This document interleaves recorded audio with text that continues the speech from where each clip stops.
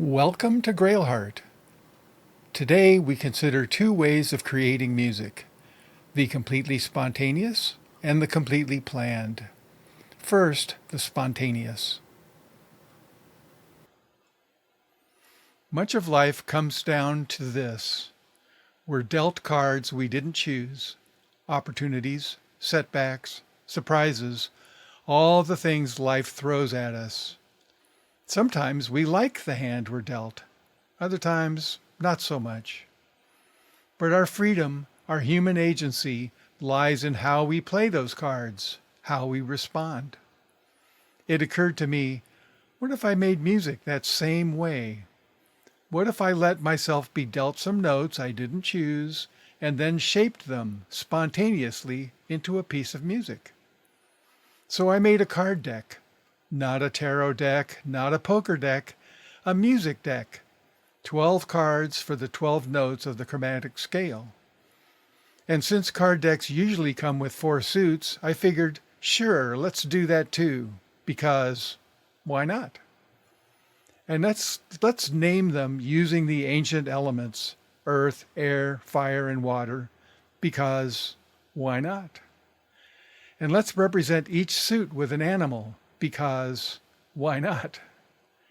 Eagle for air, dragon for fire, elephant for earth, fish for water. I don't know what deep purpose the suits might serve, but at the very least they let a note show up more than once. Beyond that, we'll see. So in the end, 12 notes times 4 suits gives us 48 cards total. Meanwhile, the point of all this is the ritual. I shuffle the deck, draw some cards, and whatever notes appear become the seed of an improvisation. No prep, no pre-compose and polish, just a spontaneous musical response to whatever the oracle deals to me. And since I'm recording these improvisations, each one needs a title. And in the spirit of this ritual, I figured the title should be random too. So I built a little song title generator, a fun bit of software that picks a noun and 1 or 2 adjectives. It comes up with titles like Lavender Mystic Fragment or Lilac Sanctified Vigil. I designed it with hundreds of thousands of possible titles, which should keep me busy for a while. I put the link to it in the description so you can play with it too if you want. I call this whole thing the Musical Oracle. In ancient times, an oracle was a place where randomness meant meaning, where a chance event became a message, a clue, a path. Part of the inspiration comes from the Zen calligraphers.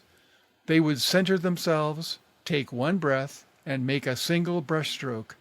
No hesitation, no correcting, no polishing. The point wasn't perfection, but a moment of genuine presence. I'm nowhere near their league, of course, but I'm drawn to the spirit of what they were doing. They weren't trying to put on a show. They were trying to meet the present honestly with whatever they had right in that moment. This ritual aspires to something like that. The oracle gives me some notes, and I respond musically. It's simple, it's fun, and for me, it's a lovely metaphor for the ongoing dance we all have with the randomness life hands us and the way we choose to answer it. All right. The first note is F sharp. The second note is D sharp. And our third note is, we'll just do 3 this time, is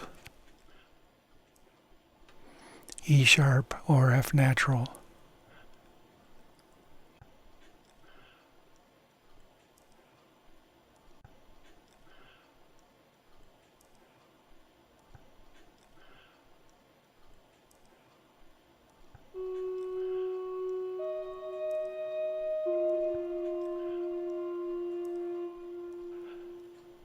No, that's wrong.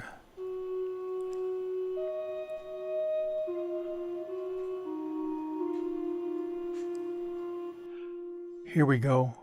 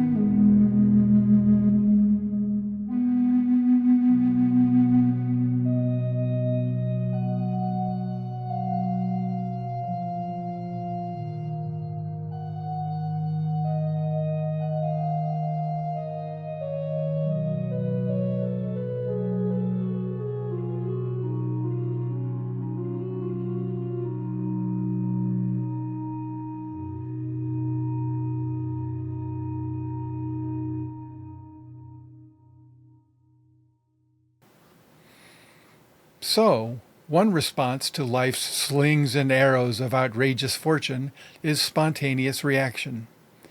Another is to step back and deeply plan our course of action. So if creating a musical oracle lives at the spontaneous end of the creative spectrum, then at the opposite end we find music that is deeply pre-planned, designed from the inside out. One of the oldest ways of doing that is the canon, a kind of musical Sudoku which composers have been exploring since the Renaissance. One well-known type of canon is the round "Row, row, row your boat," where a single melody is designed to fold onto itself and create a complete piece. In a way, it's something like musical DNA, a tiny blueprint that already contains the logic of an entire living piece of music.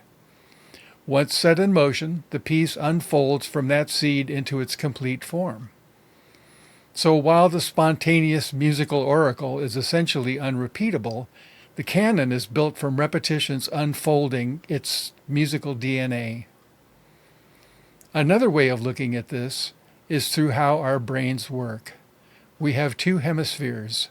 Roughly speaking, the right hemisphere is more concerned with intuition, while the left hemisphere is more concerned with intellect. In practice, the two hemispheres are in a continual dance. Sometimes the right leads, sometimes the left. So, in a musical oracle, the right hemisphere takes the lead, and in a canon, the left hemisphere does. We've just heard a musical oracle based on our randomly created musical fragment. Now, here's a canon that I constructed from that same fragment. First, I'll play the musical DNA by itself, just once. Then I'll unfold it into its complete round form.